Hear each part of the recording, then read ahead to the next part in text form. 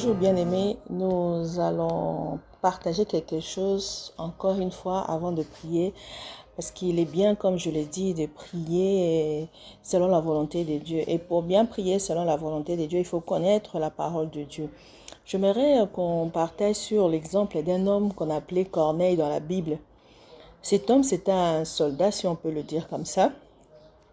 Mais un homme de bien, un homme qui faisait du bien à tout le monde, aux gens de sa patrie, il priait Dieu continuellement parce qu'à cette époque-là, j'aimerais souligner que tout celui qui était païen, c'est pas celui qui fait seulement le péché, mais tout celui qui n'a pas le même Dieu que le Dieu, qui ne prie pas le Dieu d'Israël, donc le Dieu des Juifs. Seuls les Juifs étaient le peuple élu de Dieu et c'était eux qu'on pouvait appeler chrétiens et tous les autres c'était des païens. Alors Corneille c'était aussi un païen de cette époque, mais un païen exceptionnel qui avait l'amour de son peuple, qui faisait du bien et qui reconnaissait qu'il y avait un grand Dieu quelque part dont il priait et il était fervent dans tout ce qu'il avait comme conviction de faire en bien. Et la Bible dit que cet homme, tout le monde témoignait, même les Juifs témoignaient de bonnes choses pour lui. Mais quand il priait un jour, il a vu un ange. Dieu lui apparut dans une vision en lui disant que non, tes prières et tes aumônes sont montées au ciel et Dieu se souvenait de toi. Et il t'enverra un homme, va dans telle maison, tu trouveras un homme, il te dira ce que tu dois faire. C'est là qui est intéressant parce que quand ils sont partis, et cet homme c'était Pierre. Et Pierre étant un juif qui ne devait même pas manger avec les païens, à cette époque-là, Dieu l'a préparé avant pour recevoir ces hommes-là. Sinon, il n'allait même pas accepter. Dieu l'a préparé en lui montrant aussi une vision qui lui demandait de manger des choses impures, que lui refusait. Il lui dit, tu ne peux pas dire impur ce que moi j'ai déjà rendu pur. Donc des fois, nous jugeons les gens parce que nous ne le connaissons pas. C'est pourquoi il ne faut pas juger les gens par leur apparence, mais Dieu qui juge le cœur, il peut te montrer le cœur d'un païen, le cœur de quelqu'un que tu crois mauvais, mais qui est bon, plus que même toi. Alors, c'est comme ça que ça s'est passé. Dieu a préparé Pierre. Et Pierre, quand il a vu ces personnes, il les a suivis sans poser de problème. Et jusqu'à la maison de Corneille. Et Corneille lui dit, Dieu m'avait dit de t'appeler pour que tu nous montres ce qu'on devait faire. Et ce qu'ils devaient faire, c'était quoi? C'est de recevoir Jésus-Christ comme leur Seigneur et leur Sauveur. Parce qu'on ne peut pas accéder à Dieu si on ne passe pas par le Christ. Donc, quand Pierre est venu, il a commencé à leur prêcher la parole de Dieu. Parce que la parole de Dieu devait prêcher dans tous les hommes. Et ce qui est intéressant, quand il leur prêchait la parole de Dieu, et tout celui qui le suivait, donc les gens de la maison des Corneilles, le Saint-Esprit descendit sur tous ceux qui écoutaient la parole, tous les fidèles circoncis qui étaient là, qui étaient venus avec Pierre, furent étonnés. C'est que le don du Saint-Esprit était aussi donné et répandu sur le païen. Car eux, ils pensaient seulement qu'il fallait être circoncis avant de recevoir le Saint-Esprit. Et ces gens-là commençaient à parler des langues diverses et glorifier Dieu. N'est-ce pas merveilleux? Dieu ne fait exception de personne. Dieu est là pour tout le monde, mais seulement dans la pratique de son amour, c'est là où nous échouons. Des fois, nous pensons que pour être exorcé, il faut faire ceci, c'est là, surtout les gens aiment bien les sacrifices. Mais la meilleure chose à faire pour Dieu, c'est de le craindre. Craindre Dieu, c'est quoi? C'est haïr le mal. Tout ce que, parce que Dieu a dit, je mets devant toi. Des gens, comme nous sommes créés à l'image de Dieu, la connaissance du bien et du mal, nous l'avons. Même un enfant, quand il veut faire quelque chose de fois de mauvais, on ne lui a pas appris, mais vous sentez qu'il a peur de le faire parce qu'il regarde d'abord à gauche, droite. Mais tout ce qui fait du bien, il ne réfléchit pas. Donc, quelqu'un naît avec la connaissance du bien et du mal. Quand tu sais faire le bien, quand tu sais pratiquer le bien comme Corneille, ta prière ne sera pas une abomination devant Dieu.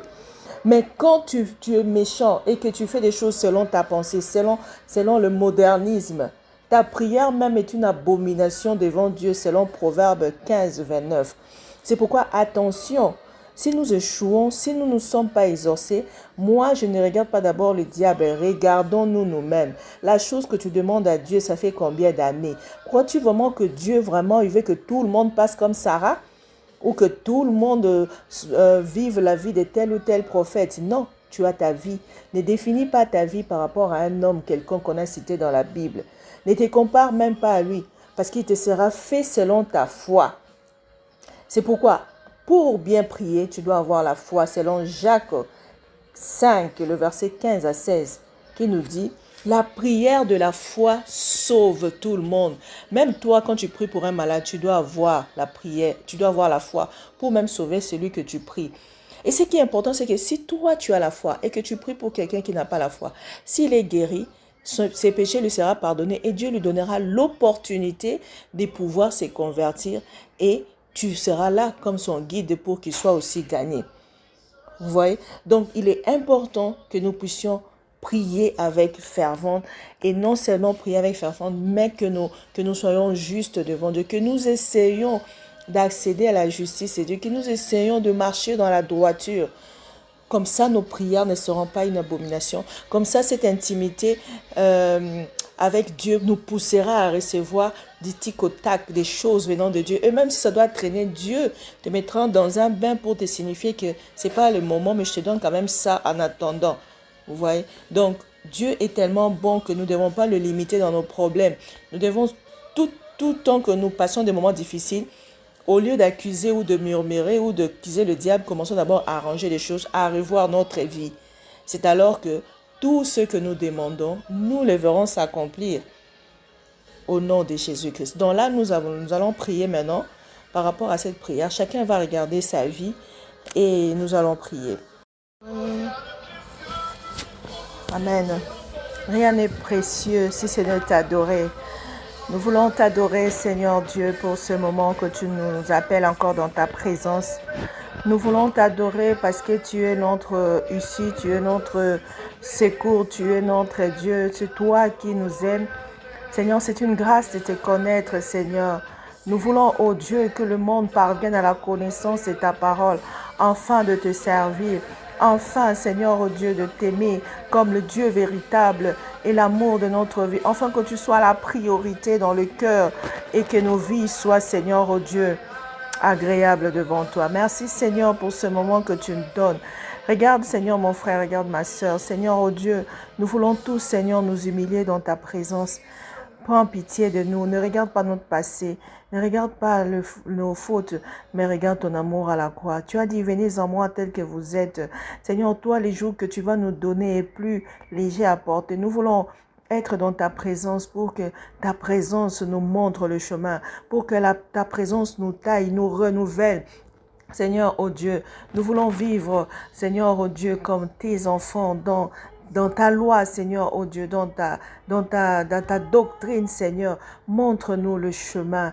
Ne nous laisse pas, Seigneur, oh Dieu, captifs de tout ce qui faisait, Seigneur, oh Dieu, notre ignorance. Ne nous laisse pas, Seigneur, oh Dieu, être détruits par notre ignorance, mais regarde ton amour et fais-nous connaître ta volonté. Seigneur, parle à chacun de nous. Seigneur, en ces moments, guide le cœur, guide tes enfants, Seigneur. Révèle-toi à tout celui qui veut te connaître plus comme Corneille. Tous ceux qui se donnent, Seigneur, oh Dieu, c'est temps de te chercher dans une intimité avec toi. Seigneur, oh Dieu, de tête à tête, face à face, Seigneur, manifeste-toi. Tu es le Dieu qui écoute la prière des hommes pieux, des hommes et des femmes pieuses. Seigneur, merci, Seigneur, parce que tu regardes le cœur. Tu ne juges pas à l'extérieur. Et pourquoi regarde, même quand tu regardais Paul, tu voyais, Seigneur, oh Dieu, tout ce qu'il faisait comme meurtre, Seigneur, oh Dieu, mais il est tué. Toi, tu savais la cause. Son cœur croyait te servir. Tu lui as montré le bon chemin. Oh Seigneur, montre-nous le bon chemin.